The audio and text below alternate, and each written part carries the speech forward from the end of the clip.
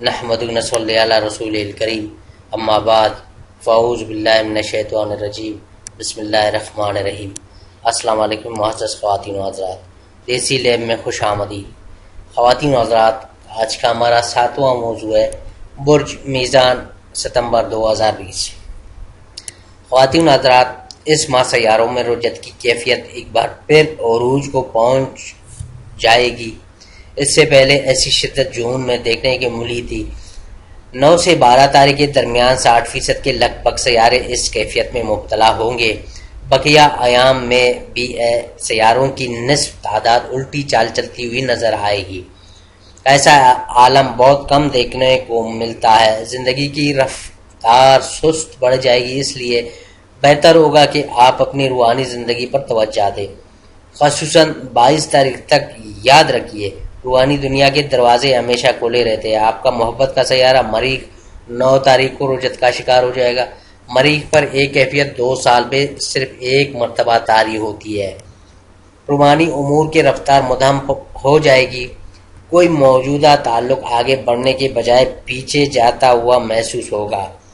اس دوران محبت کے حوالے سے کوئی اہم فیصلے کرنے سے گریز کیجیے۔ معاملات کو اپنی رفتار پر آگے بڑھنے دیجیے۔ صحت کو اب بھی توجہ کی ضرورت ہے، لیکن 22 تاریخ کے بعد آپ کو اس میں بہتری نظر آئے گی۔ سورج آپ کے اپنے برج میں داخل ہو جائے گا، جس کے نتیجے میں توانائی کا لیول میں اضافہ ہوگا۔ روحانی امور میں سستی نظر آ رہی ہے، لیکن دوستانہ امور زور و شور سے چل رہے ہیں۔ 22 تاریخ کے بعد آپ کو نئے دوست بھی ملیں گے اور گروہی سرگرمیوں میں بھی حصہ لینے کے مواقع نصیب ہوں گے۔ دوست ہر جگہ آپ کے شانہ بشانہ ہوں گے۔ آپ کے ذائچے کا حکمران زہرہ 6 تاریخ کو آپ کے 11ویں گھر میں داخل ہوگا، جس سے اس رجحان کو اور بھی تقویت ملے گی۔ 22 تاریخ کو سیاروں کی قوت ذائچے کے بالائی حصے سے ظہری حصے کی طرف منتقل ہونا شروع ہو جائے گی۔ یوں سمجھیے کہ آپ کے سال میں سورج غروب ہو رہا ہے۔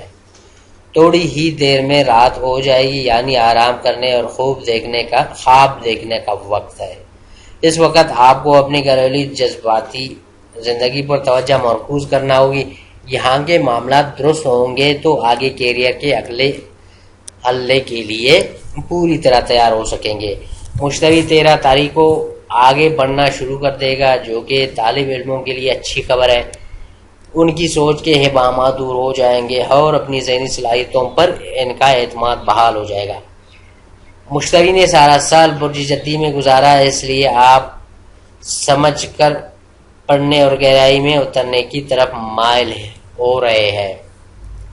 دوستو، اگر یہ ویڈیو آپ لوگوں کو اچھی لگی ہے تو ویڈیو ضرور لائک کیجیے اور چینل سبسکرائب کیجیے۔ شکریہ۔